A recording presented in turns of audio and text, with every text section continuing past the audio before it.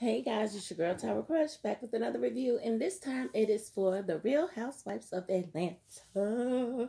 If you have not already, hit my subscribe button. It's down there somewhere. There's somewhere. Oh, there's somewhere. I don't know where it is. Just hit it for me, please. Thank you. If not, thank you for watching anyway. Okay, so this episode was, typical. Um, Kenya pretty much dominated the episode. I want to say I think it was absolutely her that leaked information to the blogs about the bachelorette party. Why? Because she told on herself. She said, this was definitely an inside job.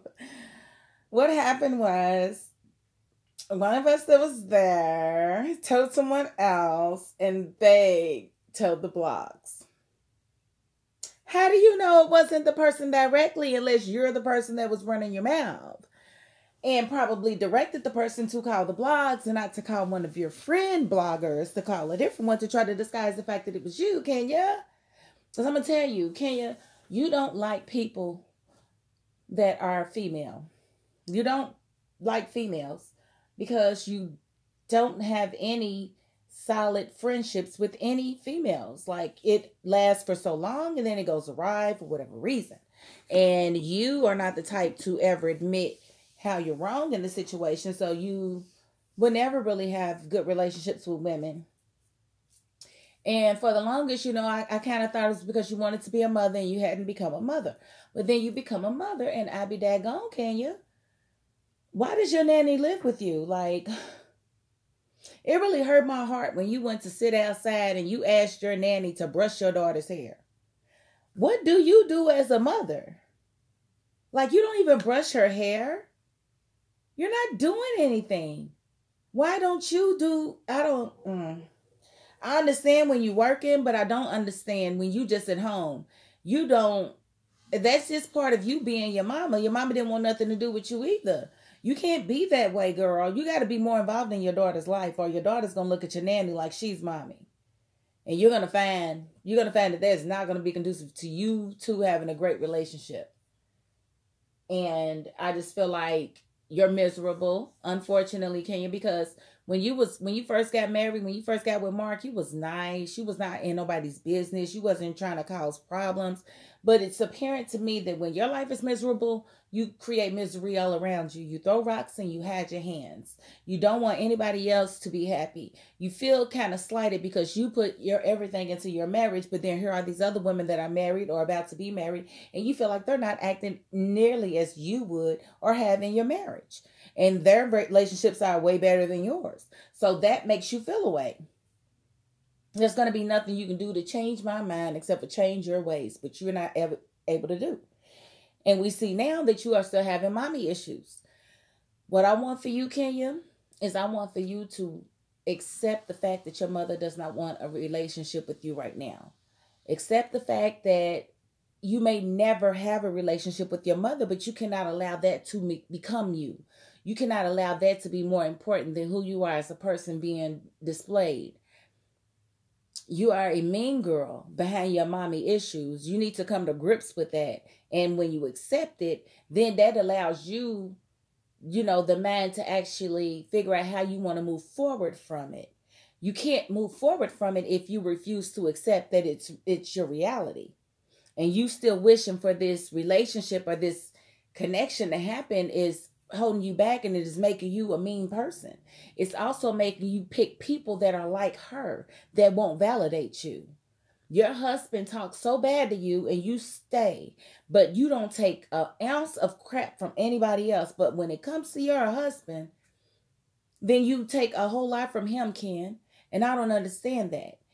It's like, since y'all are not doing well, you're Kenya misery more. Because you love company, honey, and you keep calling it over. Anybody can see that. And you went to the dinner with Drew, and I be, daggone girl, you were so mean and talked over her. Like, dang, how you don't see that when you start a conversation, they allow you to get out what you need to get out, but then when they start talking, you continue to talk. You can't be listening if you are still talking. And you really are going to have to unpack all of the bad stuff that happened to you as a child. And when your counselor said, yes, this is, childhood trauma will just manifest itself in your adult life. I say that all the time. I tell people, if you don't unpack the stuff that happened in your childhood, it's just going to come out in different ways in your adulthood. I say it all the time. So I could have really been her counselor. I just don't have no counselor's license. I don't have no doctorate or nothing. But I know people. And I know how you get over and how you build yourself up, and you have to deal with those things that you feel like you're dealing with just fine because they don't bother you on a daily basis, but it is actually shaping who you are as a person. So if it's something bad, you've worked a way around that bad thing, and it 9 times out of 10 doesn't come out all the way good. So I just ask people, to really, when they go through situations with people, exclude everybody else and look just at yourself. Do that first so that you can check your own behavior, so you can watch your own behavior, so you can watch, what you're accepting, what you're not willing to accept. I tell people all the time, nobody gets dogged, without giving permission to be dogged. Like, a person can cheat on you and you leave them. They didn't dog you. They just cheated and you left. But if you allow them to cheat on you 12 times, that is something that you allowed by staying. So nobody can dog you without your permission. They need your permission to do that.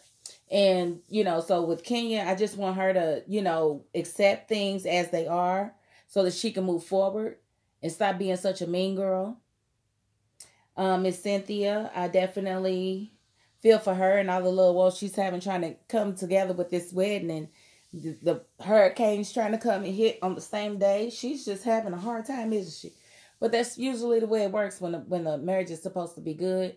It's not supposed to go off as a hitch. And they say it's bad luck for it to rain on your marriage. No, it's supposed to be good luck because it's supposed to wash away all the bad shit. All the bad things. I said it. It's fine. Whatever.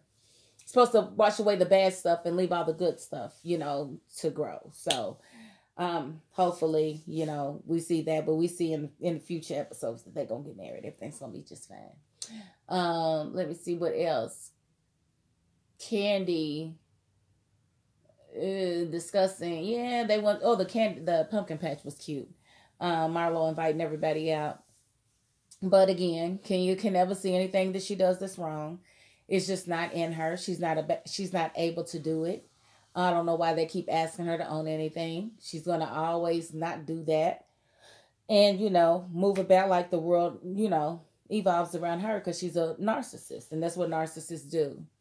I just hope, like I said, she finds some type of closure with that mother situation so that she can move forward and be a whole individual. Because here's the thing.